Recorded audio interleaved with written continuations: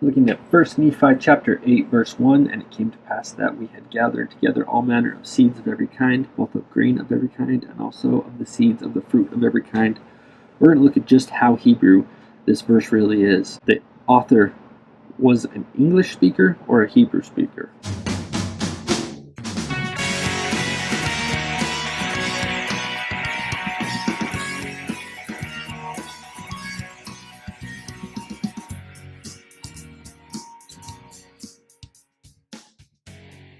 It's said anciently that the more puns that are in a Hebrew text, the more sacred it is.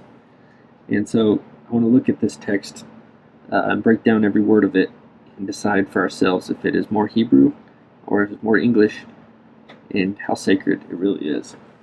It came to pass that we had gathered together all manner of seeds of every kind, both of grain of every kind and also the seeds of the fruit of every kind. This sentence structure is called attributive adjectives, meaning the adjectives come after the nouns. We get the nouns and then we have a description of the nouns. So in English we use predicative adjectives after we gathered together every kind of seed, both of every kind of grain and of every kind of fruit. It's more of how we would say it, where Hebrews are going to put the adjective for the noun after the noun. Many foreign languages are like this, but English we put the adjectives before the noun. So you can see here, this is much more of a Hebrew style text. The other thing I wanted to look at was the word seed.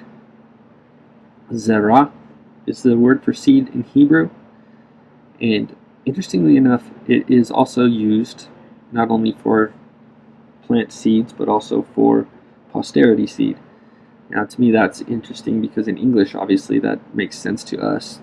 But even in Hebrew, as Lehi would have been speaking, and it came to pass that we had gathered together all manner of seeds of every kind, both of grain of every kind and also the seeds of every kind, he leads right into a speech about the posterity of his people and his sons and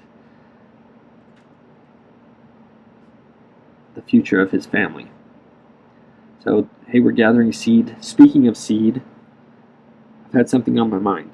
Is basically how Lehi went about this.